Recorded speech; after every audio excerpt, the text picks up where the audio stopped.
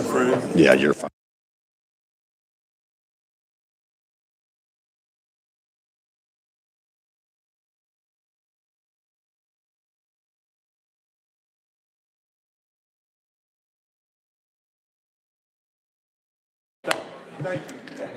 I would like to call the Finance, Ways and Means Subcommittee to order for March 25th, 2026. Madam Clerk, please open the board for roll call. Members, please be sure to sign in so that we can take the roll.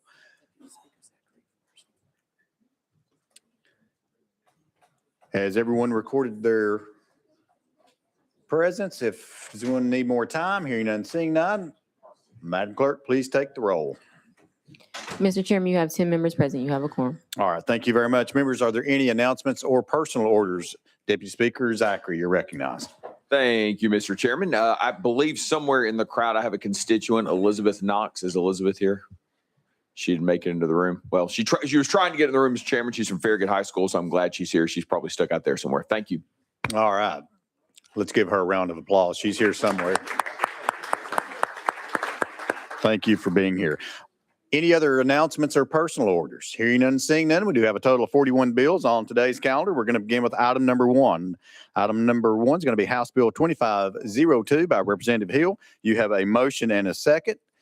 And sir, you are recognized on House Bill 2502.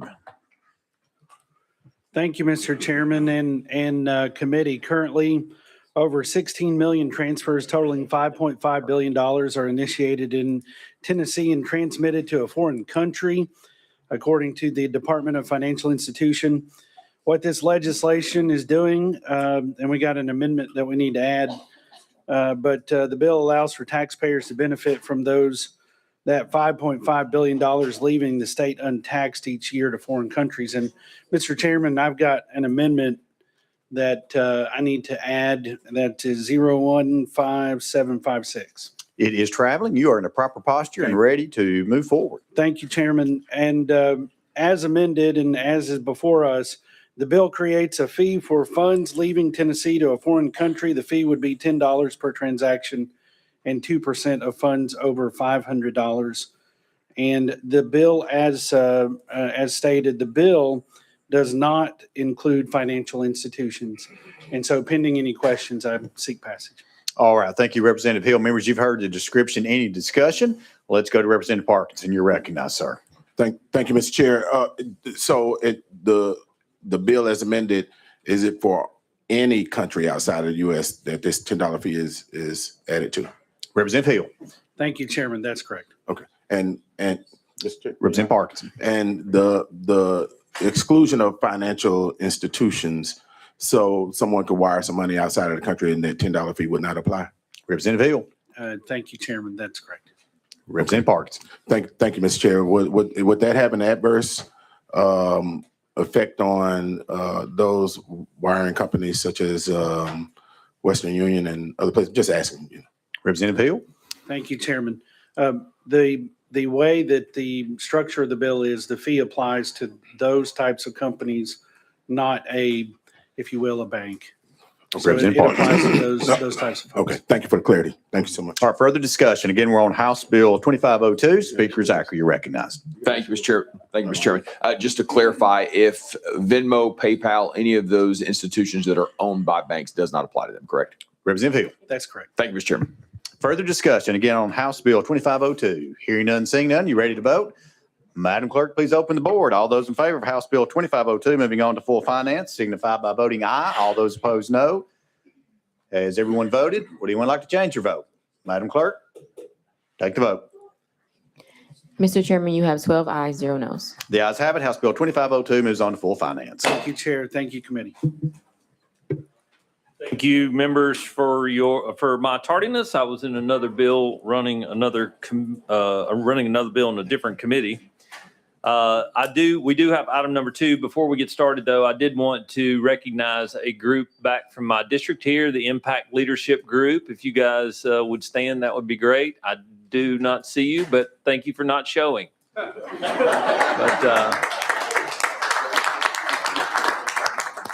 Maybe they're in the hall. So we're going to proceed with item number 2 on your calendar, House Bill 2532 by Leader Lamberth. We have a motion second on the bill. Leader Lamberth, it's my understanding you'd like for this bill to be rolled 1 week. Well, Mr. Chairman, you spoiled a surprise for me. I was going to say that I know the chairman has filed multiple amendments on the bill. We're still reviewing those and taking a look at those. Obviously, this is an extremely important piece of legislation, and I know to you and me and to, quite frankly, thousands of school children in this state. So with that, that was what I was going to ask to happen, if the chairman and the committee would allow us just a week to continue to review those amendments and just look at the bill and make sure we've got in a good posture for this committee. Yes, thank you, Leader Lamberth. But you and I discussed prior to the committee, it is something that's very important to both of us. We'll make sure that we get it right. I did have a couple amendments on there that I think kind of moves the needle a little bit, but there is some work left to do. So without objection, House Bill 2532 is rolled 1 week. We're going to jump down, members, to the addendum calendar, item number 41, also by Leader Lamberth, House Bill 2659. We have a motion and second on the bill. Leader Lamberth, you are recognized on House Bill 2659. Thank you, Mr. Chairman. This is the annual charitable gaming procrastinator support bill. Every year we have great organizations in this state, many times that are staffed by volunteers, and all jokes aside, they just missed the deadline on getting their charitable gaming applications in. This bill would open up a 5-day window as soon as it's passed and signed by the governor so that they could go ahead and apply for those charitable gaming permits and be able to have an event sometime between July 1st of this year through June 30th of next year. Thank you, Leader Lamberth, for that description. Any questions for Leader Lamberth? Question's been called, but I will say to the members, your district attorneys have the ability to prosecute people, which they do not do when they do not do this. So you have a chili supper in your district and it is not approved by the Secretary of State, you should exhort them to do so. This is a huge problem across our state, and you should be recognizing your charity through the Secretary of State's office. So with that being said, any further discussion on the bill? Seeing none, Madam Clerk, will you please open the board for a vote? All those in favor of House Bill 2659, vote aye. Those opposed, vote no. Has every member voted? Would anyone like to change their vote? Hearing none, seeing none, Madam Clerk, please take a vote. Mr. Chairman, you have 11 ayes, 0 noes. The ayes do have it. House Bill 2659 moves to full finance. Thank you, Mr. Chairman, members of the committee, except Representative Parkinson, who didn't like that one. Next on your calendar, item number 3, House Bill 29 by Chairman Subcommittee. Do I have a motion? I have a motion and second on the bill. Chairman Subcommittee, I think you have an amendment drafting code 016393. Is that correct? Correct, sir. Thank you. We have a motion. I'll second it. For the purpose of discussion, we'll put that amendment on. All those in favor of amendment drafting code 016393, say aye. All those opposed, vote no. The ayes do have it. Amendment drafting code 016393 goes on the bill. You are recognized, Chairman Subcommittee, on House Bill 29 as amended. Thank you, Mr. Chairman. All the amendment did is just move the effective date to July 1st, 2026.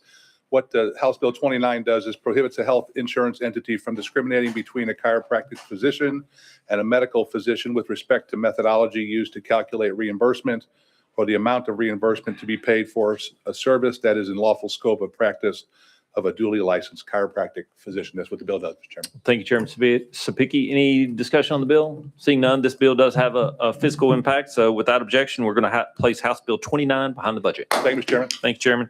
Item number 4 on your calendar, House Bill 1982, which was a phenomenal year by Chairman Grills. Do I have a motion and second on the bill? We have a motion and second on the bill. Chairman Grills, you're recognized on House Bill 1982. Thank you, Mr. Chairman. This bill changes the age from 18 to 16 years of age for the minimum age an individual must be for a license to be a bid caller. Thank you, It's Chairman. a 4-H chicken selling bill. Thank you. Thank you, Chairman Grill. Any discussion on the chickens? Seeing none, are we ready to vote? Madam Clerk, would you please open the board for a vote? All those in favor of House Bill 1982, vote aye. Those opposed, vote no. Has everyone voted? Would anyone like to change their vote? Hearing none, seeing none, Madam Clerk, please take a vote. Mr. Chairman, you have 12 ayes, 0 noes. The ayes do have it. House Bill 1982 moves to full finance. Thank you, Chairman Grills. Item number 5 on your calendar, House Bill 1486 by Chairman Hale. We have a motion and second on the bill.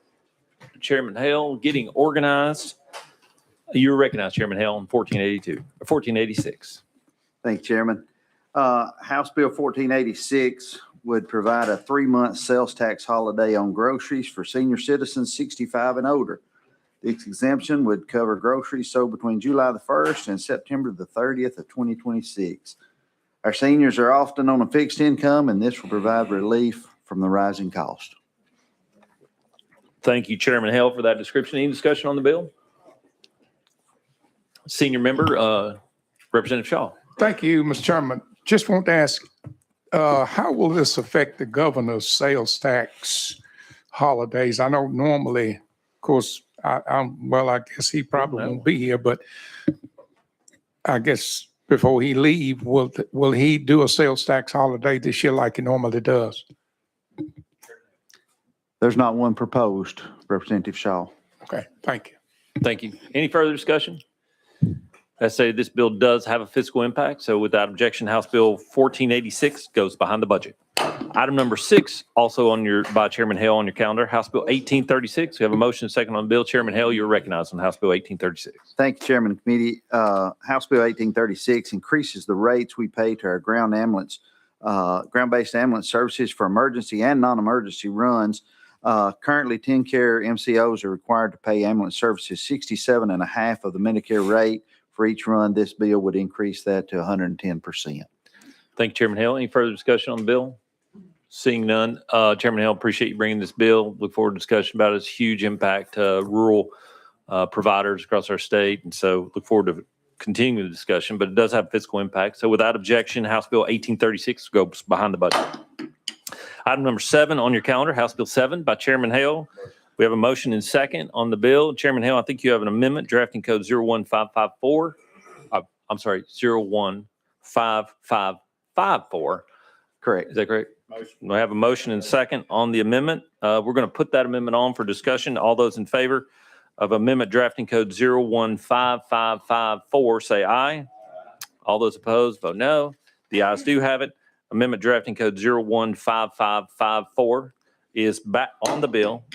We are back on the bill as amended. Chairman Hale, House Bill 7. All right, thank you once again, Chairman and Committee. And that amendment was just simply a date change where we had this bill last year, and then so it was just a date change is all that was. But what House Bill 7 does is was created in response to a THEC report that showed that was asked for by this body that an estimated 30% of higher education students in the state of Tennessee experience food insecurity during their time in school. So this legislation simply creates a grant program called the Hunger Free Campus Grant, which would allow for these institutions to address the food insecurity and be able to apply for competitive grants. And THEC would administer these grants, and it's not asking for any money from the General Assembly. Thank you. Any further discussion on the bill? Seeing none, this bill does have a fiscal impact. So without objection, we're going to move House Bill 7 behind the budget. Thank you, Chairman Hale. Item number 8, also by Chairman Hale, House Bill 8 moves to final calendar 2. So without objection, House Bill 8 moves to final calendar 2. Item number 9 on the calendar, House Bill 2361 by Chairman Hawk. We have a motion and second on the bill. Chairman Hawk, you are recognized on House Bill 2361. Thank you, Chairman and members. House Bill 2361 creates a precious metal enterprise fund to be administered by the state treasurer. We've talked about this years gone by. In fact, one of our retiring colleagues, Chairman Hulsey, has been advocating for this for quite some time. So thank you for allowing him to pass this to me.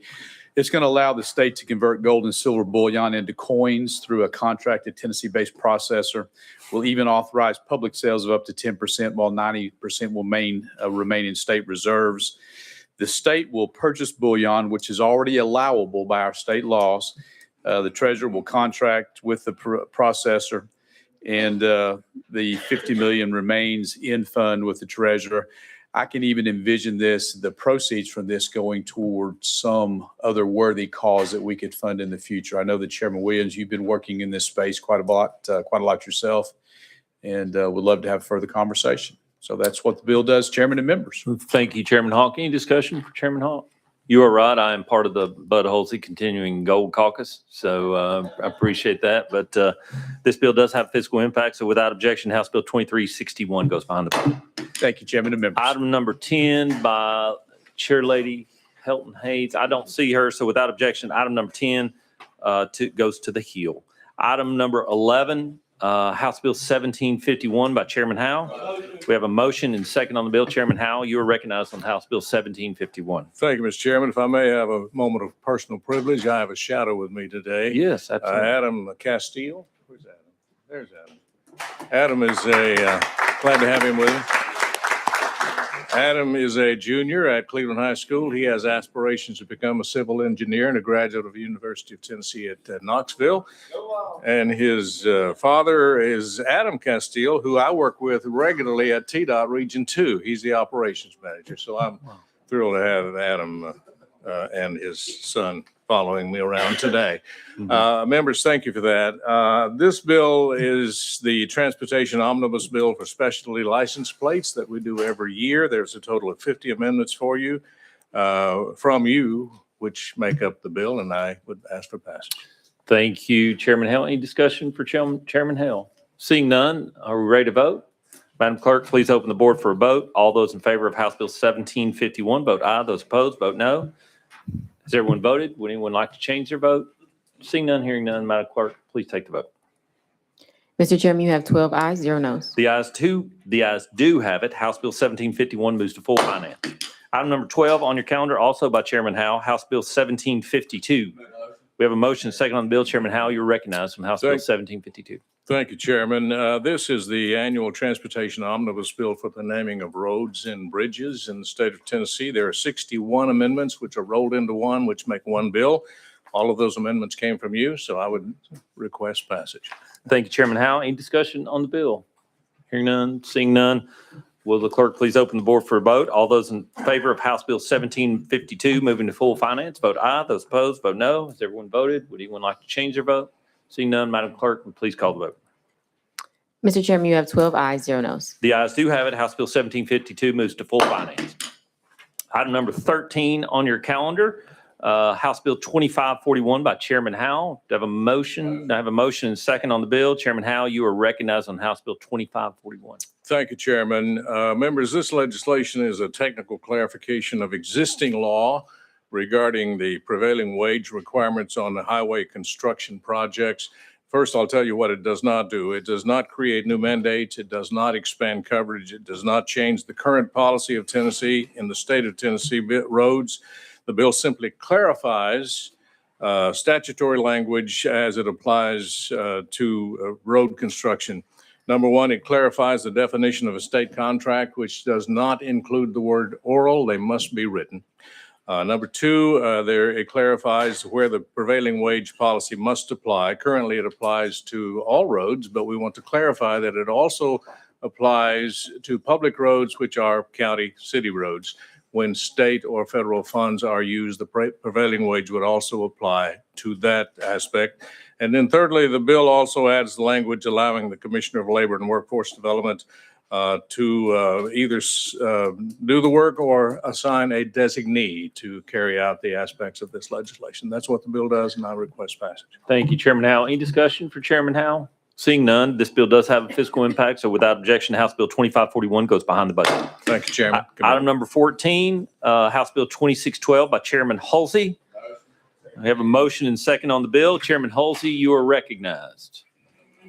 Thank you, Mr. Chairman, and thank you, committee.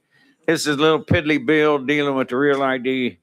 The meteor part of it that was most important got killed in the Senate, as did just about every bill that meant anything to me this year. I need to have a long talk with those boys. Anyway, the piddly part of this, just we have some DMVs where when people go in to renew their driver's license or get a driver's license, they're told they got to get a real ID, and they don't have to, of course. And so this sets up some guidelines for DMV to post that you don't have to get a real ID, that you do have an option, what each driver's license will do and the signage that goes with it. And so that's the bill.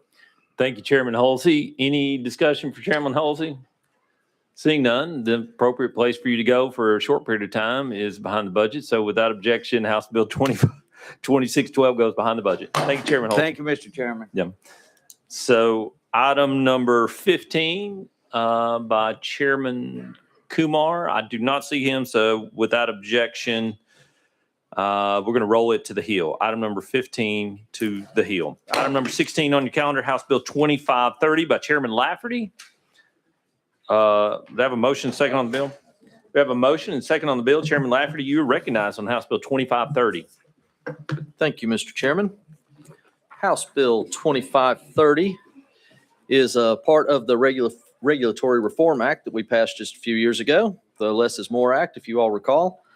As amended, this bill assists licensing pathways for contractors, real estate brokers, while exempting makeup artists and cosmetology from licensure. As amended, this bill will also enhance operational efficiencies for the department. It will merge the Board of Land Surveyors with the Board of Architects and Engineers. It brings Tennessee in line with national norms and reduces administrative costs. Authorizing associate engineer members of the Board of Architects of Engineers to review and approve applications, which should reduce licensing times. It will also merge the Board of Licensing Contractor Operational Fund with the Limited License Electrician and Limited License Plumbers Fund to streamline the board's financial process. It will also add the option for the department to provide notices by electronic mail and remove the MVC director to take an oath of office and have a bond. Pretty straightforward administration bill. Thank you, Chairman Lafferty. Any discussion on the bill? Representative Shaw, you're recognized. Thank you. Good question, Mr. Chairman. I just want to understand with the surveyors, you're just merging them to explain that to me because I've got a lot of them in my district and I want to make sure I explain to them what you're doing. Chairman Lafferty. Thank you for the question. As I understand it, nationally, there is a practice among the many states that these boards do have some overlapping duties, responsibilities. And because of that, there are similarities close enough that they can be put into one board. I think I've got the department here. If that's not a good enough explanation, we could go out of session if we needed to. But it's my understanding that there are some similarities amongst those three. And because of that, they work together well. Representative Shaw. That's good enough for me. That's the way I read it. I just want to get an explanation for the record. Thank you. Thanks for the question. Thank you. Any further discussion on the bill? Hearing none, seeing none, Madam Clerk, will you please open the board for a vote? All those in favor of House Bill 2530, say aye. All those opposed, vote no. Would anyone like to change their vote? Seeing none, Madam Clerk, will you please call the vote? Mr. Chairman, you have 13 ayes, 0 noes. House Bill 2530 moves to full finance. Thank you, Chairman. Thank you, committee. Item number 17 on your calendar, House Bill 1635 by Chairman Moon. We have a motion. I'll second it. Chairman Moon, you're recognized on House Bill 1635. Thank you, Mr. Chairman and committee. I have an amendment 14544.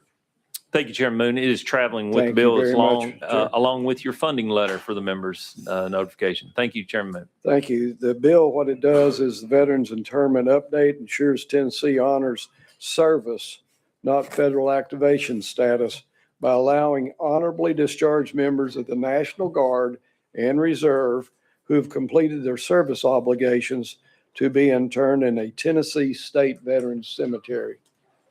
Thank you, Chairman Moon. Any discussion on the bill? Seeing none, are we ready to vote? All those, I'm sorry, Madam Clerk, would you please open the board for a vote? All those in favor of House Bill 1635 moving to full finance, say aye. Those opposed, vote no. Has everyone voted? Would anyone like to change their vote? Hearing none, seeing none, Madam Clerk, please call the vote. Mr. Chairman, you have 13 ayes, 0 noes. The ayes do have it. House Bill 1635 moves to full finance. Thank you, Chairman Mr. Moon, Chairman. you also have item number 18 on the calendar, House Bill 2123. Do I have a motion? I have a motion and second. Chairman Moon, you're recognized on House Bill 2123. Thank you, Mr. Chairman. Currently, commercial elevators are inspected upon installation and then regularly thereafter. But in the state of Tennessee, a private residence elevator is never inspected.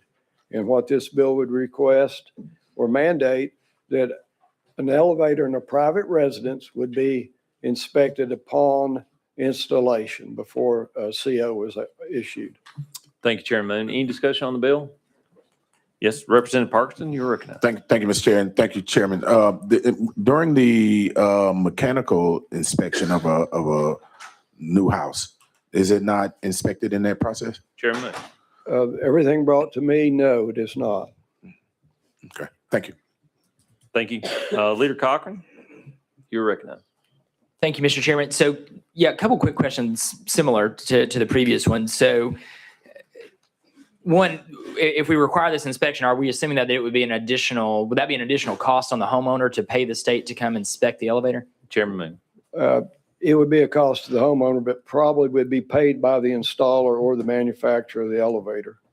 It would increase the cost, but there's been numerous loss of life, especially of children, where there's been a part left out, relatively inexpensive part, and that's why this bill is coming to you.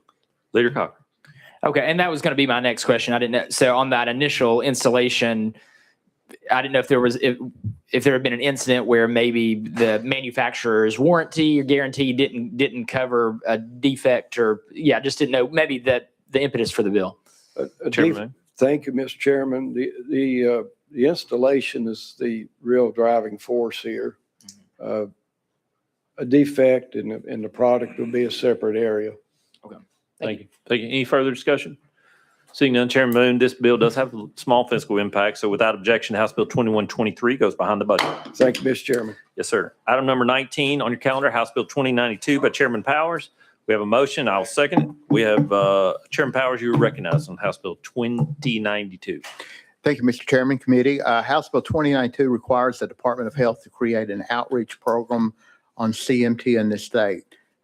Charcot-Marie-Tooth is the disease. CMT is a group of inherited conditions generally passed down from the family through and causes peripheral nerve damage. It's estimated that 1 in 2,500 now have CMT, including celebrities like Alan Jackson and myself. So nobody ever gets that joke, but I actually do have it. We were actually both diagnosed in 2011. We have no way of knowing how many Tennesseans are afflicted by this because no data has ever been collected. House Bill 2092 requires the department to establish and promote a toll-free telephone or web-based hotline for a person to report their diagnosis or to donate to the research of CMT.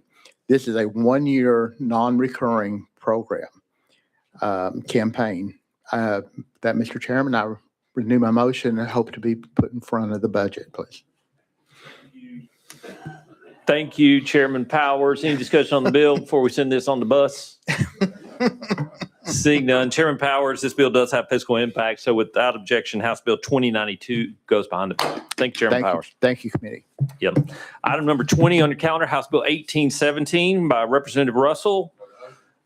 We have a motion second on the bill. Representative Russell, you are recognized on House Bill 1817. Thank you, Mr. Chairman and Committee. House Bill 1817, as amended, requires the Commissioner of the Department of Safety to suspend a commercial driver's license if the driver is issued an out-of-service order or is unable to read or speak English. It requires an officer to issue a CDL holder an out-of-service order if the officer determines during a safety inspection that the driver is unable to read and speak English, and instructs the CDL to remain suspended until the driver passes a written commercial test in English.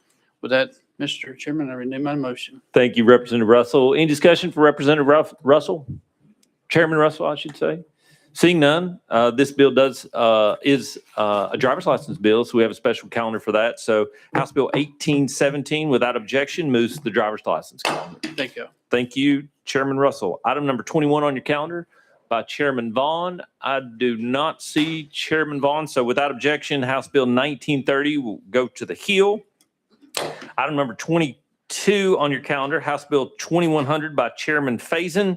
Chairman Faison has contacted Chairman Hicks' office and taken this bill off notice. So without objection, House Bill 2100 is off notice. Item number 23 by Representative Alexander, House Bill 2475. We have a motion and second on the bill. Representative Alexander, you are recognized on House Bill 2475. Thank you, Chairman, and thank you, Committee. And what this bill does is it's always in public schools that we do criminal conviction database, sex offender registry, and DCS substantiation database. All this does is make this happen also for our private schools so that we don't have the problem that we had in Chattanooga where there was some DCS substantiated database on someone who had sexually molested some of the students. And before it went to trial, got a job at a private school, did the same thing to others. He's in prison now, but we don't want that to happen to any of our kids. Thank you, Representative Alexander. Any discussion by the members? Seeing none, very important bill. Look forward to discussing it with you, but it does have a fiscal impact at this point. So without objection, House Bill 2475 goes behind the budget. Thank you. I do see Chairman Vaughn come back in the room as he was loitering just outside. So without objection, we're going to take up item number 21, House Bill 1930 by Chairman Vaughn. We have a motion and second on the bill. Chairman Vaughn, you're recognized on House Bill 1930. Thank you, Mr. Chairman. I appreciate that. We all know how long-winded Chairman Darby can get it sometimes. House Bill 1930 requires the Department of Commerce and Insurance and within 30 days to review and approve a health benefit plan's network adequacy compliancy prior to the plan being offered to the public. And that's what this bill does. Thank you, Chairman Vaughn. Any discussion for Chairman Vaughn? Seeing none, this bill does have a fiscal impact. So without objection, House Bill 1930 goes behind the budget. Thank you, sir. It's a Chairman great Vaughn. place to be. Yes. Item number 24 on your calendar, House Bill 1695 by Representative Barrett. Do you have a motion? We have a motion second on the bill. Representative Barrett, you have an amendment filed with the committee drafting code 016088. Is that correct? That is correct, sir. Thank you. We have a motion and second on the amendment. We're going to go ahead and put the amendment on. All those in favor of amendment drafting code 016088, say aye. Those opposed, vote no. The ayes do have it. Amendment drafting code 016088 is on the bill. Representative Barrett, you're recognized on House Bill 1695. Thank you, Mr. Chairman, members of the committee. This bill seeks to create the Tennessee Strategic Bitcoin Reserve. This is the digital gold bill, Chairman, so I think you'll probably be excited about this one as well. The amendment that we've attached here is making some changes based on the feedback that we got from the Government Ops Committee and also working with the Treasurer's Office. And again, essentially what we're doing here is changing the bill the way it was structured to where now it would require an appropriation from the legislature in order for there to be funds to be invested. Thank you, Representative Barrett. Any discussion for Representative Barrett? We do have some guests that would like to testify on this bill. So without objection, we're going to go out of... Without objection, we're going to go out of session. I do have two folks here to testify, but because of time, we're going to limit that to one of you. So if you guys can see who wants to do that, I have a Daniel Birnbaum, I believe it is, and a Daniel Hinton. I'm sorry, David Birnbaum and a Daniel Hinton with the Tennessee Bitcoin Alliance. So if you will, state your name for the record, and as soon as you begin, you'll have 3 minutes. Thank you very much. Daniel Hinton. I'm a Tennessee resident and a board member of the Tennessee Bitcoin Alliance.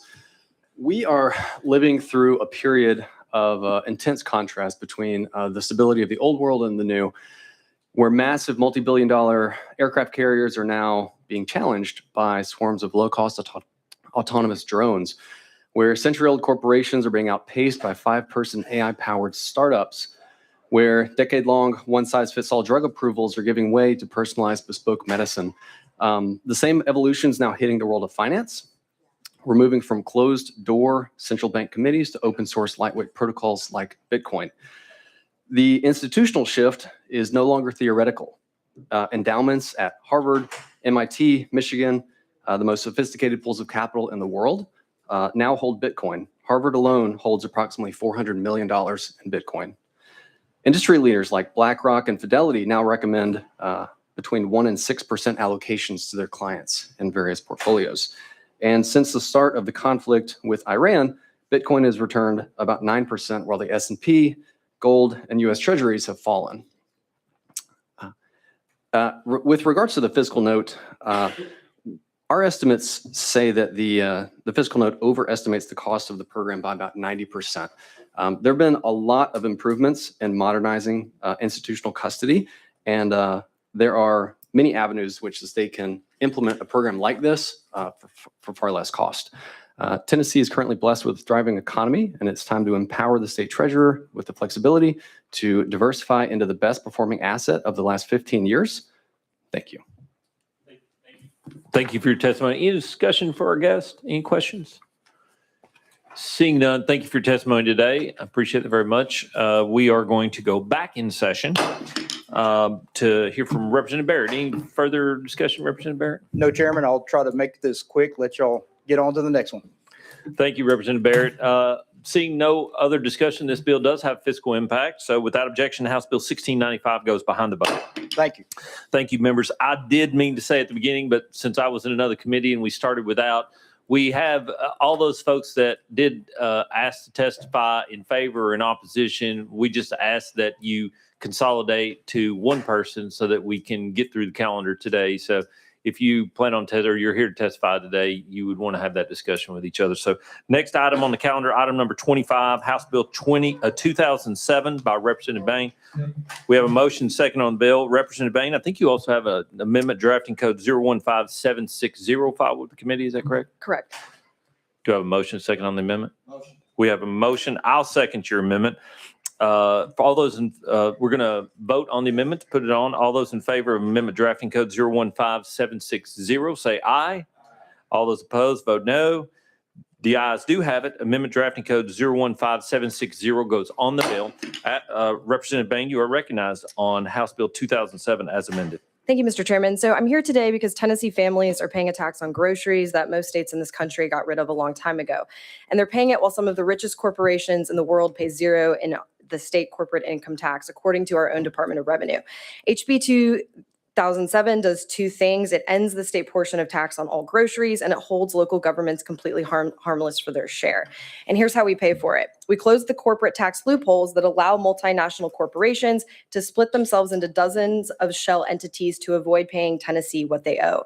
The bill adopts worldwide combined reporting, which closes loopholes companies exploit to avoid paying taxes.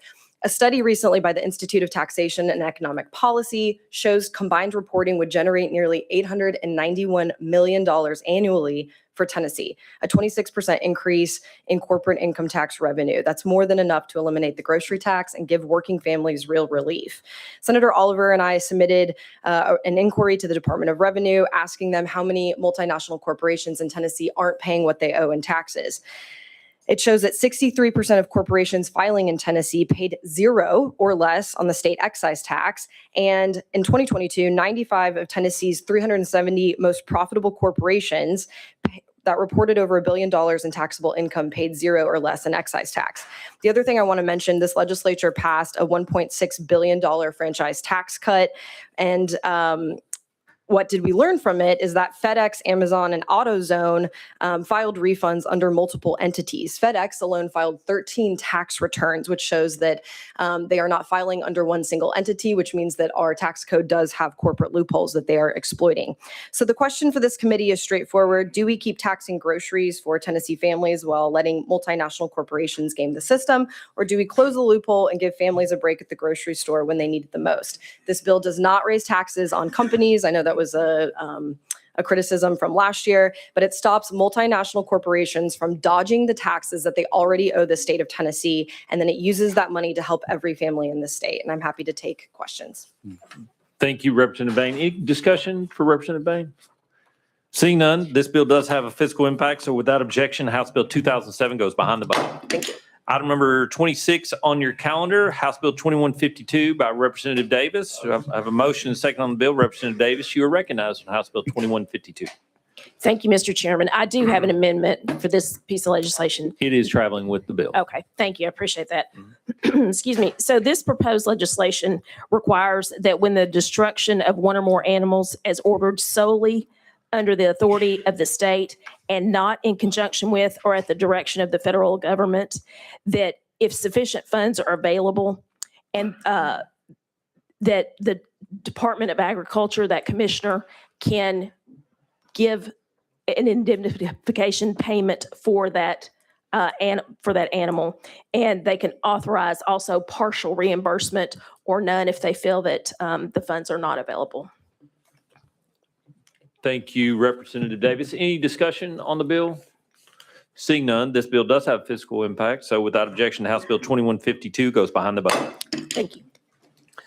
Item number 27 on your calendar, House Bill 2528. Do I have a motion? We have a motion second on House Bill 2528. Representative Garrett, you recognize. Thank you, Mr. Chairman. House Bill 2528 is an administration bill from the Commerce and Insurance Division regarding security guards and their uniforms, how they handle those. If they have to return them, it clarifies who can be exempt, who can get licensed, who can register. It also allows certain exempt individuals, such as current law enforcement. It updates that registration and renewal process. And it also removes some requirements for registrars to return the uniforms if they so desire after their employment. So with that, Mr. Chairman, I'll be happy to take any questions. Thank you, Representative Garrett. The members have funding letter has been provided to the committee regarding this bill. Does anyone have any questions? Seeing none, are we ready to vote? Madam Clerk, will you please open the board for the vote? All those in favor of House Bill 2528 moving to full finance, say aye, vote aye. Those opposed, vote no. Has everyone voted? Would anyone like to change their vote? Hearing none, seeing none. Madam Clerk, will you please take the vote? Mr. Chairman, you have 11 ayes, 0 noes. The ayes do have it. House Bill 2528 moves to full finance. Thank you, Mr. Chairman. Thank you, Representative Garrett. We're going to go, without objection, we're going to go back to the top of the count, or not to the top of the counter, but to item number 10. I see Chair Lady Hilton Haynes has come in. So we have a motion and second on House Bill 1649. Chair Lady Hilton Haynes, you are recognized. Thank you, Mr. Chairman and committee. Today, I'm presenting House Bill 1649 to ban kratom in all forms in Tennessee. Last year, we passed HJR 147 with bipartisan support to ban or regulate kratom. As you probably know, kratom is a tropical tree native to Southeast Asia, primarily produced in Indonesia. In the United States, it is sold as fresh leaves, dried powder, capsules, tablets, extracts, and concentrated shots. Kratom contains compounds that activate opioid receptors in the brain, MIT and 7-OH, and is often referred to as a gas station heroin. It can be 13 times stronger than morphine. At low doses, it has stimulant-like effects, and at higher doses, it has sedative opioid-like effects.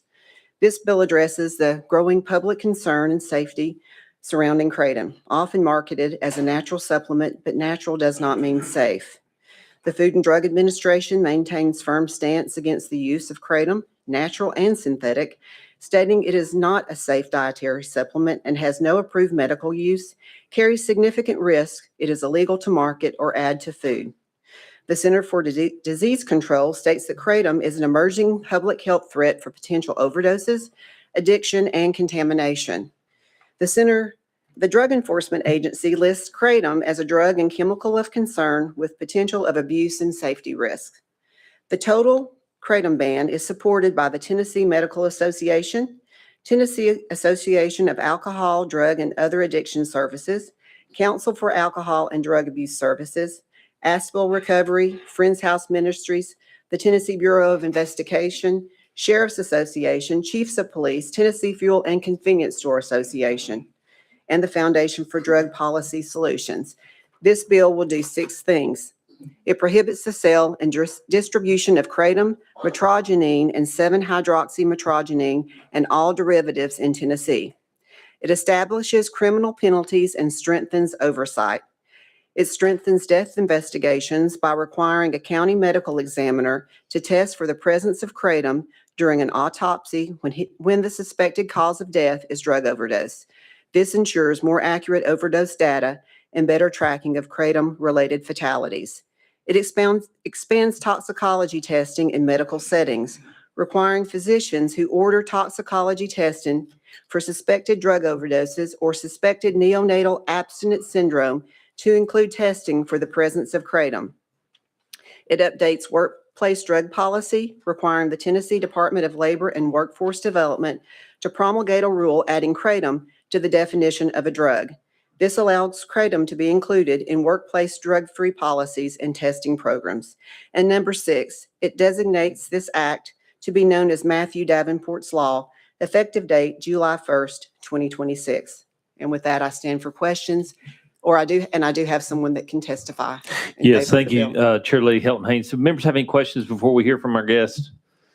Seeing none, we are going to go out of session. We have 2 groups that are here to testify. As I stated earlier, I have a Dr. Matthew Bruin, I'm assuming. And in opposition, I have 3 folks of which you can determine: Jennifer Gillis, Kelly Combs, and Tiffany Swartout. So if whoever, you're welcome to sit here if you're the one testifying for the 3 of you. If you will, Mr. Bruin, if you will, state the name, your name and who you're with for the record. And then as soon as you start, you have 3 minutes. Fantastic. Pleasure to be here today. Beautiful weather. Appreciate you all taking the time to listen to me. My name is Dr. Matthew Bruin. I'm a PhD licensed in the state of Tennessee as a licensed marriage family therapist, also certified as an addiction specialist. I'm also on staff at the prestigious New York University, and I am the CEO of Apex Recovery, a drug and alcohol treatment center that serves fine men and women that are adults in the state of Tennessee. I come to you today in a very unique position. I want to tell you a little bit about my background. I was born and raised in the fine state of Colorado, and I lived there for 18 years. And then I went to California, which I did 23 years. I like to call that time being in exile. Luckily, you all adopted me into your fine state 5 years ago, and I'm extremely grateful for that because this state has an opportunity to set a trend with kratom, a very dangerous substance that we are seeing an unbelievable percentage rise in our inpatient rehab treatment center. Being from the states of Colorado and California, I am keenly aware of what legalization of substances does to the culture and to the basically well-being of a community. As I lived through the marijuana days, marijuana, as you all know, used to be 3 to 5% THC back in the 70s and 80s, and now there are substances that contain 90% THC, substances that will render you so useless you can't even leave a store after you've smoked. We have a similar substance here today, and that's called kratom. Kratom is legal in this state. You will hear from others about an argument about the difference between kratom and 7-OH. 7-OH is a substance that is found in kratom.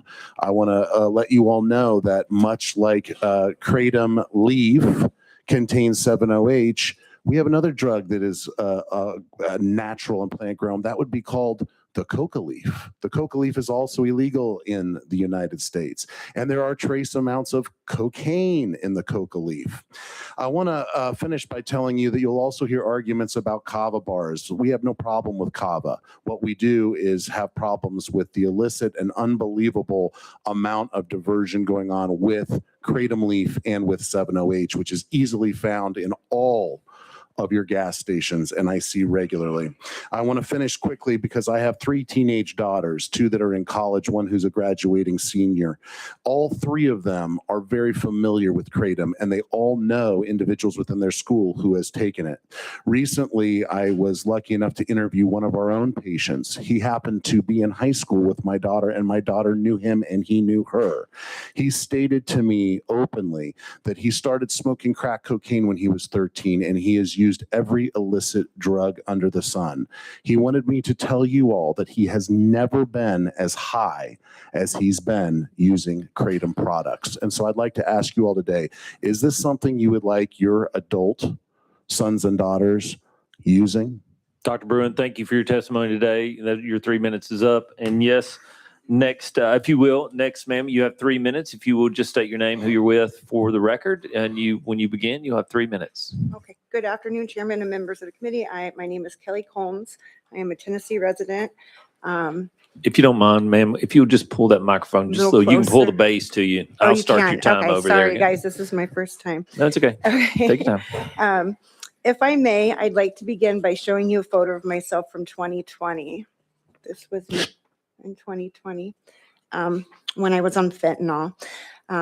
That was me before. My husband of 26 years spent thousands of dollars to send me away for 6 months to rehab so I could get sober. Today, I'm 6 years sober. 2 years into my recovery, I was diagnosed with psoriatic arthritis, an autoimmune disease that causes chronic pain. Because protecting my sobriety is critical, I made a decision under my doctor's care to avoid opioids and use pure leaf kratom to manage my symptoms. For the past 4 years, I've used it responsibly. It has not impaired me or led me back to addiction. It has helped me remain present for my children, my husband, and my community. What confuses me is when I hear pure leaf kratom, which is this that I brought. This is just a ground up tea leaf. This is not 7-OH. What confuses me is when I hear pure leaf kratom compared to substances like heroin or fentanyl, because my life today reflects the opposite of that comparison. There are hundreds of Kratom retailers across Tennessee, in Clarksville alone, around 25. One small business owner who is here today pays approximately $42,000 in taxes annually. A ban would eliminate those businesses, those jobs, and that tax revenue.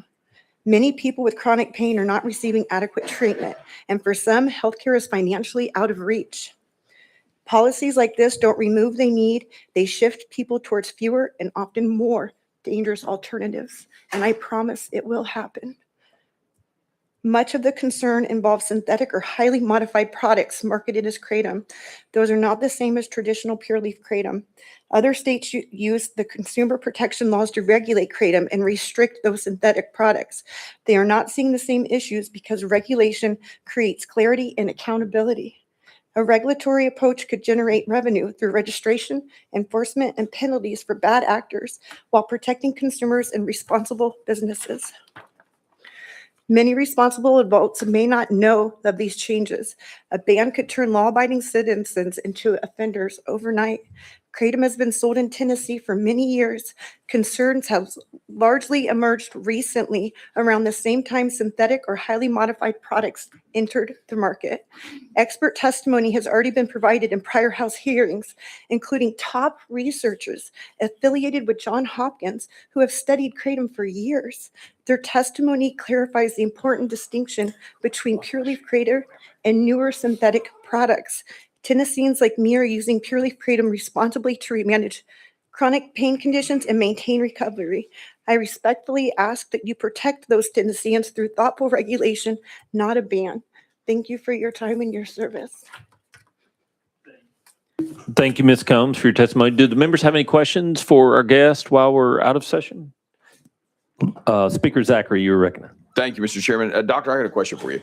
So in your opinion, if you're not qualified to answer, please, that's fine. But if you are taking kratom, the kratom that you described, and I don't fully understand the difference in what she's describing, what you're describing, but if you're taking the kratom that you're describing, would that simulate the same impact as being under the influence of alcohol? Because when I've talked to law enforcement, they continue to face that they pull someone over who cannot pass a field sobriety test, but then also they're not drunk, and then there's no way to identify without digging a little deeper what substance they're on. So in your medical opinion, can that being on kratom simulate the same impacts as being under the influence of alcohol? Yeah, I am qualified to answer that question. What I will tell you that loose leaf kratom in small doses produces a somewhat stimulating effect. In larger doses, it produces the opposite effect, which is a depressant effect. So it looks more like an opiate-based substance, but for anyone in this room, an opiate-based substance may appear like an alcohol use disorder because they're both depressants. So what you would notice with that is lethargy, perhaps slurring of speech, lower physical movements, that sort of thing. So one more, Mr. Chair, if I may. And so then a heavy use of kratom could impair your ability to operate a vehicle at your full capacity. Absolutely. Okay. Thank you. Thank you, Mr. Chairman. Thank you. Thank you. Next on my list, Representative Capley, you recognize. Thank you, Mr. Chairman. Doctor, can you explain to me a little bit the 7-hydroxy, that whole thing? Is there kratom without that, and then that's a whole nother situation, or is it both the same thing? So or? the proper chemical compound is called mitrizapine, and that is a substance that's found in both 7-OH and in loose kratom leaf. Loose kratom leaf has a significantly less amount of 7-OH, but mitrizapine is in both substances, if that makes sense to you. The whole point of the 7-OH is to synthesize and to condense the amount of that substance so that a user can experience an even larger and or greater effect. Representative Capley. Thank you, sir. Next on my list, Representative Gillespie. Thank you, Mr. Chairman. I guess this is to you, Doctor, and then to the other speaker. Are there medical doctors that are currently recommending their patients to use kratom? How does that work? How does one switch from one substance to another? Are they under some sort of care, or are these people just making these decisions on their own? Dr. Bruin. Yeah. our medical director would probably be a little bit more qualified to answer that. What I can tell you is I work with medical doctors all over the state of Tennessee. I have never met one that has recommended a patient take loose leaf powder. The reason is it's not FDA qualified to be used as anything for medical at this point in time. The other thing is there's no way to understand how much someone is using. The variance is all over the roadmap. Thank you. Ms. Combs, do you have a response? Well, vitamins are also not FDA approved and your doctor wouldn't prescribe vitamins are also not FDA approved. Every vitamin has the warning on the back of it, just like my bag of Kratom has the same vitamins probably most of you take. My rheumatologist does know that I'm on it. She did not suggest it to me. I just told her about it because she needs to be aware of what I'm taking. And she was completely fine to it and referred to it as a supplement. Thank you. Thank you. I Gillespie. am currently on Kratom right now, by the way. I took it this morning, just to let you guys know that. Thank you very much. Any further questions? Next on my list, Leader Cochran. Thank you, Mr. Chairman. And honestly, I think you may have I had the same question as Chairman Gillespie about just in your experience, any legitimate medical use, but I think you've answered that question. Thank you. Thank you. Representative Shaw? Well, that's where I am. So to you, ma'am, how did you make the decision that Kratom would help you become Because free of drugs? Ms. Combs. my chronic pain condition is psoriatic arthritis. It is eating away at my joints and it is quite painful. I found Kratom 2 years into my recovery. I had been sober already 2 years, so I wasn't trying to replace nothing. I had pain and I could not take opioids. I'm very upfront with my doctors that I cannot take opioids, so that way I, don't get them prescribed to me. And I was looking for alternative natural pain remedies like a lot of people are, because a lot of doctors are not prescribing proper pain control. They are not. And I found Kratom and it has been a game changer. I am able to take care of my lovely daughter that I brought here today, and I wanted her to see me fight for this process and to see how this goes. My husband, who 26 years, and he sent me away from my family for 6 months to get me sober, would not purchase this for me. He has never done a drug. He works in this very community. He serves this community. He would never purchase me something that he thought would make me look like this again. I have smoked crack before. I will say that. It is nothing like any drug. It is a tea, no more than having your Earl Grey. It might be. I don't get stimulated. This is what drugs does to you. Not Thank tea. you, ma'am. We don't allow props in the committee, Sorry. but I appreciate your journey and your testimony here today. Thank you. Any further questions for our guests? I'm seeing none. We're going to go back out of session. Thank you for your time, your testimony here today. We're going to go back into session. Chair Lady Helton Haynes, you are recognized on the bill. And if the members have questions, please. Thank you, Mr. Chairman. I would like to make a couple of comments if I may. Unlike prescriptions or over-the-counter drugs, which must be proven safe and effective through clinical trials before sale, vitamins are regulated as a subcategory of food. They aren't FDA approved, but they are a subcategory of food, and that's the way they're marketed. Also, I have lots of Kratom products in my office that I have purchased, and I have researched the ingredients, and I have a screenshot of OPMS, which is Optimized Plant Medicated Solutions. It's all natural product in its all natural form, but it says it's only for use as a botanical specimen. So when Kratom have products that are labeled for use as a botanical specimen, it means they are marketed for research, display, or aroma purposes only, not for human consumption, ingestion, or medicinal use. This phrasing is a legal disclaimer used to bypass FDA regulations, as the FDA has not approved Kratom for any safe or effective use. Thank you, Chair Lady Thank you, Helton Mr. Haynes. Chairman. Any further questions? Speaker Zachary, you're recognized. Thank you, Mr. Chairman. Thank you, Chairman, for the legislation. I'm signed on to support it. But I have a question. As you've gone through sub and hearing our testimony and the lady who, and I'll butcher the descriptions, but I guess loose leaf, have there been any discussions about amending that related to the loose leaf? Because I almost see this as the conversation this body has had over the last 10 years related to cannabis and THC. And again, I'll butcher that, but you heat it, you don't heat it, you get high, you can't get high. And that battle we've kind of walked through. And again, I support your bill, but was there any conversations about amending this as you went through your committee you came from to address that one particular aspect? No, not from anybody in support of the ban, only the people that are opposing the ban. I find it very interesting that for 10 years, 7-OH has been a controlled substance in this state, yet it has proliferated the shelves, and the natural kratom is set right beside it. And only when we put the word out, we're going to ban this. Does the AKA even care? I mean, they have sat idly by and done nothing. And it's banned in Arkansas and Alabama, and it has been for 10 years. And, you know, they're not working on those states trying to remove the ban. And forgive me, what's you said AKA? The American Kratom Association. Okay. All right. Thank you. Thank you, Mr. Chairman. Thank you, Representative Parkinson. Thank you, Mr. Chair. And Representative, you know, I told you I was going to support your bill. But, you know, honestly, after hearing her testimony, I'm a little bit conflicted about, you know, which way to go. And I wanted to make sure I told you that before we voted, so it wouldn't look like it was an ambush. Is there any way for, and I'm kind of along the lines of Speaker Zachary, that we can separate the natural stuff from the synthetic stuff? Because the young lady, she obviously has a very compelling testimony, and, you know, and from, you know, what she came from to where she is now. And I'm wondering if there are other people, well, looking out in the audience, obviously there are other people that have dealt with the same thing.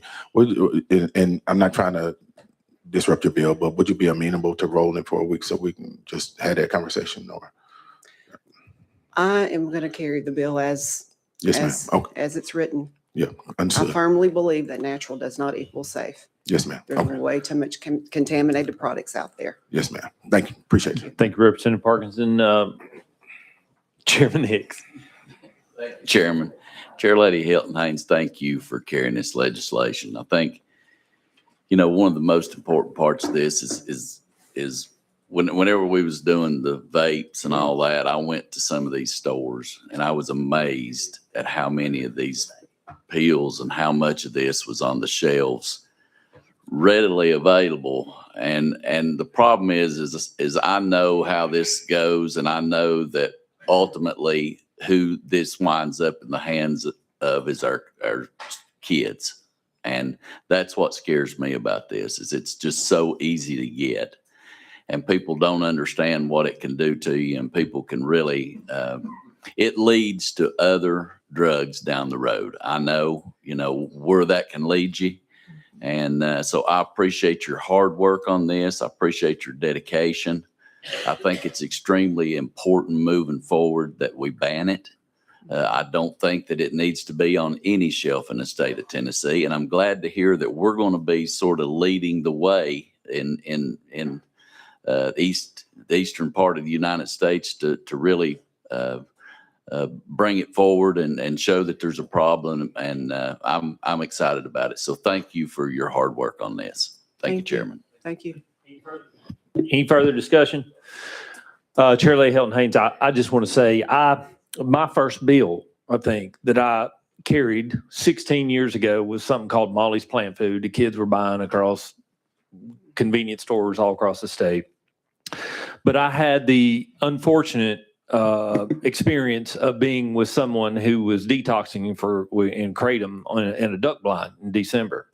And it was the most terrible thing that I'd ever seen. And I have talked to medical providers and one of the things that we fought in this state was the NAS problem as it related to opioids, particularly in Upper East Tennessee, where mothers and their babies were dramatically affected by this.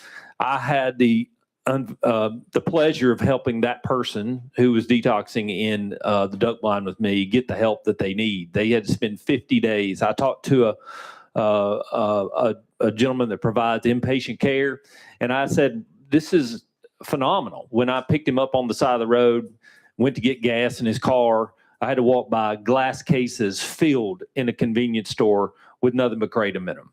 knowing that he had to walk by that to use the restroom before I took him back to get his car. The facts are that when I asked him what this was like, he said it was worse to detox from kratom than it was heroin. And that's what he sees in his practice. And we have made it legal in this state several years ago.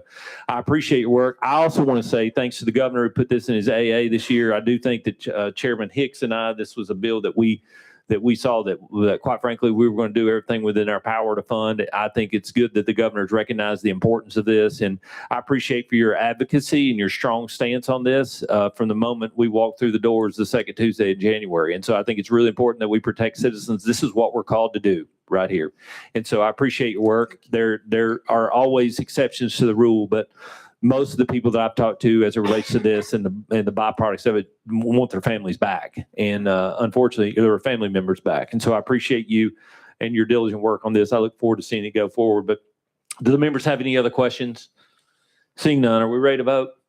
Madam Clerk, would you please open the board for a vote? All those in favor of House Bill 1649 moving to full finance, vote aye. Those opposed, vote no. Has everyone voted? Would anyone like to change their vote?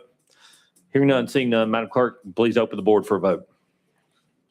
Or please call the vote. My apologies. Mr. Chairman, you have 12 ayes, 0 noes. The ayes do have it. House Bill 1649 moves to full finance. Thank you, Mr. Chairman and committee. Chairman, our members, we're going to go back to item number 15, which was without objection, that was previously rolled to the Hill. Item number 15, House Bill 2570 by Chairman Kumar. Chairman Kumar, we have a motion and second on your bill. Chairman Kumar, you are recognized. Thank you, Mr. Chairman and committee. Mr. Chairman, I do have an amendment. It's traveling with the bill. Oh, yep. Okay. Chairman, I think we know where this bill was going. You were wanting to discuss that. We haven't properly had it on our discussion as it relates for that amendment. But if you will, it didn't dramatically change the amendment, or that amendment didn't dramatically change it that much. But if we want, we can go ahead and put it on. Item number, or members in your amendment pack, drafting code 016368. Yes, sir. We have a motion and a second on the amendment. All those in favor of amendment code drafting code 016368 say aye. All those opposed, vote no. The ayes do have it. Amendment drafting code 016368 is on the bill. Chairman Kumar, you are recognized on House Bill 2570 as amended. Thank you, Mr. Chairman. And members, House Bill 2570 is a bill, but more than that, it is a mission. Tennessee ranks in the low 40s in our status of health. Obesity rate in our state is 40%. And it is time to take on that federal efforts from, again, government agencies as well as realfood.gov, which is an initiative of Secretary Kennedy and the HHS to make America healthy. We are, again, in the bottom of the healthy states. As good as people as we are, our health is lacking and obesity is rampant. We rank along the cities. I was surprised to see that our metropolis of Memphis ranks number 3 in the United States in the incidence of obesity. It is also to be realized that obesity is the result of what we eat, and diet plays a much greater role, 90% significant role in obesity. You know, we usually, as a doctor, I used to tell people you need to lose some weight. They would usually say, I need to get back to the gym. No, it is the diet and it is what we eat. So if we were to take our grocery tax at this time, which is 4% on grocery items, to that is added the local amount varying upon each county anywhere from 1.75 to 2.5%. If we were to take our grocery cart and divide it into 2 parts or 2 baskets, basket A will be healthy foods, and the plan would be to make that a 0% tax, and basket B will be all else that does not come into those healthy foods and goes into that basket. And again, the tax on that will be 7%. And the plan was to come up with what we lose by making healthy foods tax-free and by increasing tax on other foods, the plan was to come up with a revenue-neutral fiscal note. And this was a needle to thread, and I'm grateful to the Department of Fiscal Review and the director and Ms. Elizabeth Bransford for having threaded that needle. Now, what is in our basket A? Every staple that we use on a regular basis. That is fresh or frozen produce, all kinds of fruits and vegetables. Lean proteins, again, all meats, fish, poultry, and eggs, and that is all meats.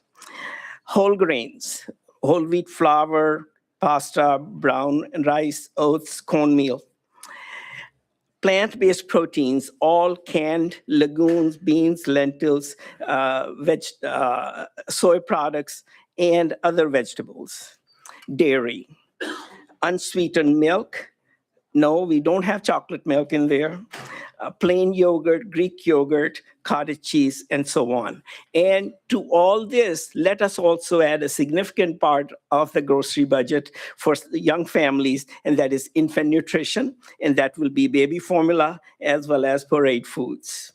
Anything that does not come into these staples of bread, meat, milk, whole grains, and plant-based proteins and the infant formula will fall into basket B, and that is taxed again at 7%.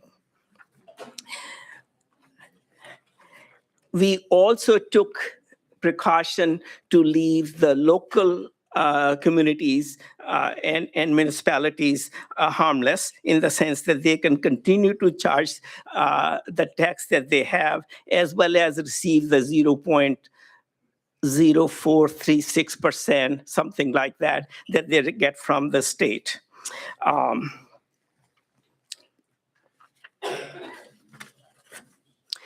I'm grateful again, as I said, to the Department of Revenue for excessive work. Actually, we did the fiscal note first before we went to draw the final amendments and so on. My friends, we do have a problem. Tennesseans have trusted us and put us by voting in these special seats that we sit in. God has placed us in this place that we can make decisions and enhance life and well-being of Tennesseans. That is a pro-life stand. It is better quality of life. And in addition to that, the illnesses that we have, heart disease, stroke, high blood pressure, diabetes, which is very prevalent now and very common and becoming more common. All those illnesses are related to diet. It will be a long time, but for somewhere we have to start that effort. And it is not an economic issue only, although I realize I'm before the Committee of Finance, but it is a well-being issue. There is suffering involved in these illnesses of heart disease, hypertension, diabetes, stroke, cancer. Yes, cancer is diet-based in many instances. We have a chance to do something, and that should be our mission. Again, God has placed us in this place, and we should rise to the occasion and do what needs to be done to make lives better, not only save money and dollars, but also to realize that there are consequences to suffering and the quality of life. Thank you for your indulgence. I'm grateful to have been able to present this bill. I would like some comments and questions, if you will permit, Mr. Chairman. Thank you, Chairman. We have up against the clock, and you have graciously utilized the entire 5 minutes of opening in order to do so. And so I think your office communicated with Chairman Hicks' office in mind that you'd like to take this bill off notice. I know it's very difficult to let go, but is that the will of you, Chairman Kumar? Yes. Yes, that is my promise to you, and that is what I plan to do. Well, if we do not have time, I would ask my colleagues to kindly give me their input, advice, and let us work together over until we meet again in January. And let us see if we can really make a difference and come up with a bill. I agree, I think this bill needs work, but I want to leave that idea with you and once again, humbly remind you of our responsibility to Tennesseans. Thank you. Thank you, Mr. Chairman. Thank you, Chairman Kumar. Appreciate your testimony today. So without objection, House Bill 2570 is off notice. Thank you, Chairman. We are now on item number 28 on your calendar, House Bill 1824 by Representative Raper. Representative Raper has requested this bill to be rolled 1 week. So without objection, House Bill 1824, 1 week. Item number 29 on your calendar has also been requested by the sponsor to be rolled 1 week. So House Bill 1959 without objection, 1 week. Item number 30 on your calendar, House Bill 2059 by Representative Towns. I do not see Representative Towns, so without objection, item number 30, House Bill 2059 goes to the Hill. Item number 31, House Bill 2550 by Representative Wright. Do I have a motion? We have a motion and second on the bill. Representative Wright, you are recognized on House Bill 2550 for brief comments. Thank you, Mr. Chairman. House Bill 2550, the Hunting for Heroes Act, provides when a member in good standing of Tennessee National Guard with a valid U.S. military ID and info provided by the agency Adjutant General to the Military Department would be qualified for a no-cost sportsman's license and the same member as a residential annual sportsman's license. And with that, Mr. Chairman, I ask for your affirmative support. Thank you, Chairman Wright. Any discussion for Chairman Wright after that discussion? Seeing none, are we ready to vote? Madam Clerk, will you please open the board for a vote? All those in favor of House Bill 2550 moving to full finance, please vote aye. Those opposed, vote no. Has every member voted? Would anyone like to change their vote? Madam Clerk, will you please call the vote? Mr. Chairman, you have 13 ayes, 0 noes. Thank you. The ayes do have it. House Bill 2550 moved to full finance. Thank you, Mr. Chairman, committee.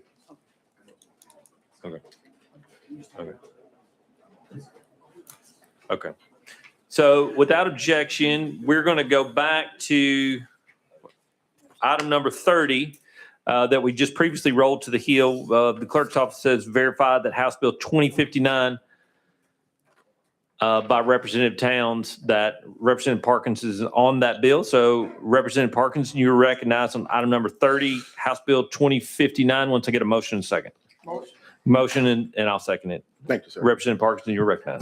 Thank you. I know it's going to meet this great fate of going behind the budget because it has a small fiscal note of $410 million. But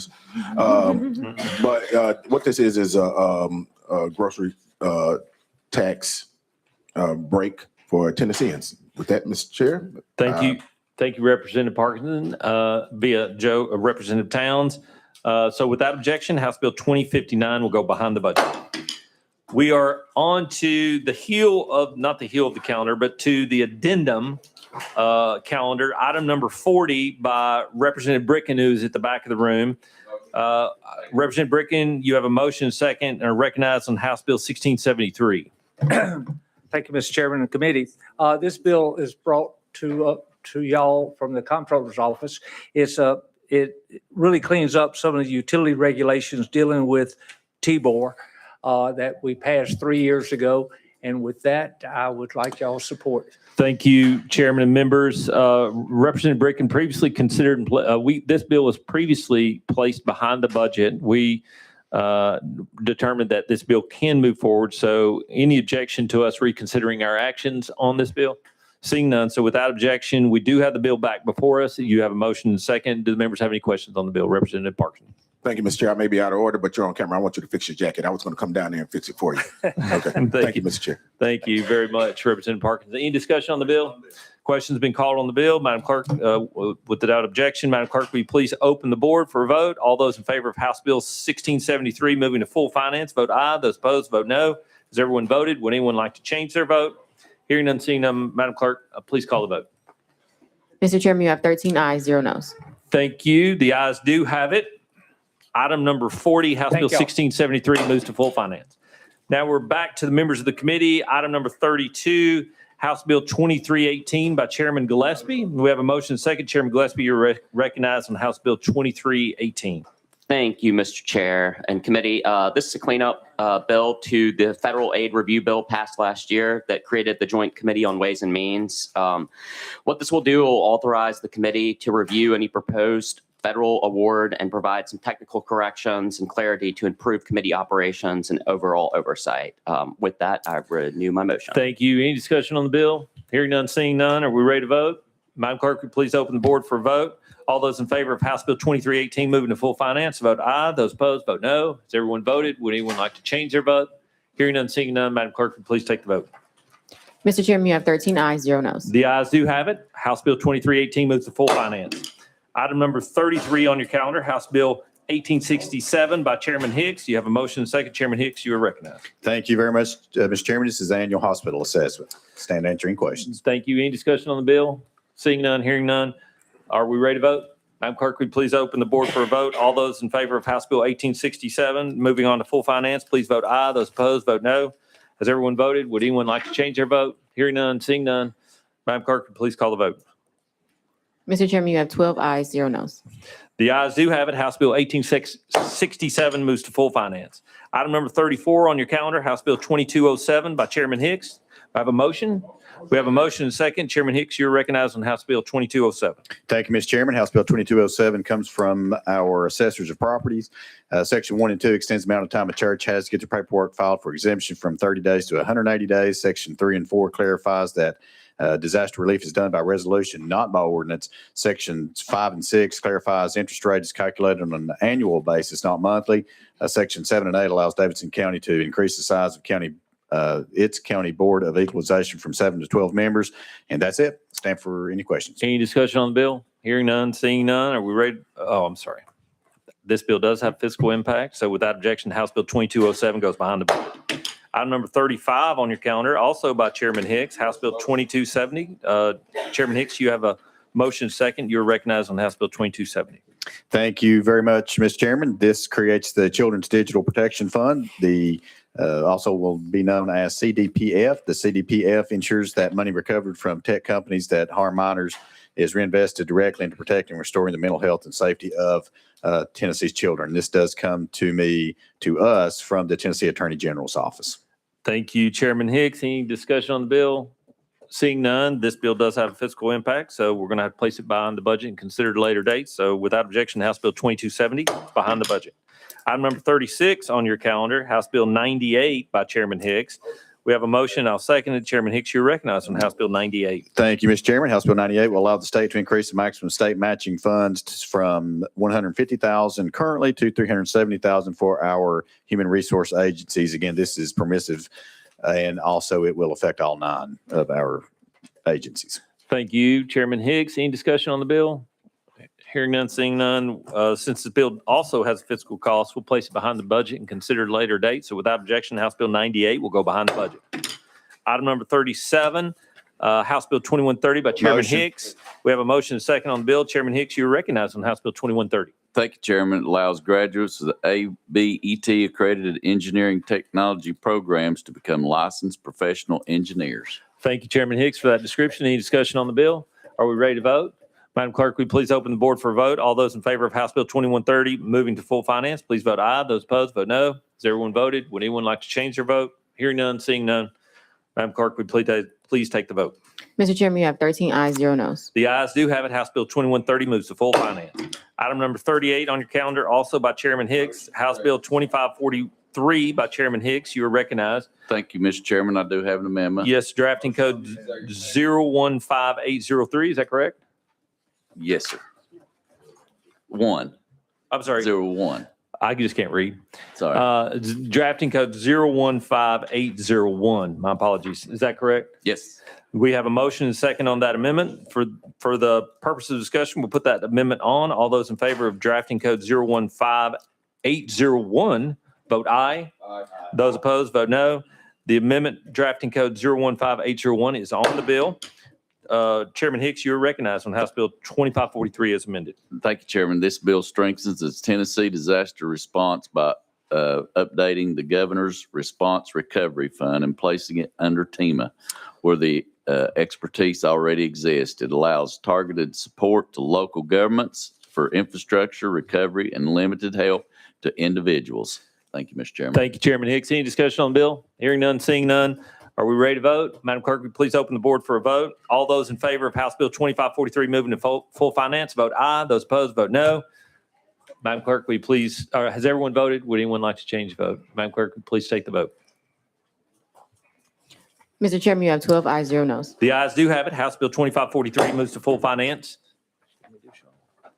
Yep. Item number 39 on your calendar, House Bill 1739 by Representative Shaw. Representative Shaw, you are recognized for a brief description. Thank you, sir. This is about the local, for the Mega Site Authority folks enter into an MOU with local authority officials, sheriff department, and all doing regular patrol on the campus of the Mega Site property. It has nothing to do with other authorities coming on. It's just they do regular patrol for them. With that, I'd ask for approval. Thank you. Would love to do that at a later date because this bill does have fiscal impact. So without objection, House Bill 1739 will move, we'll go behind the budget.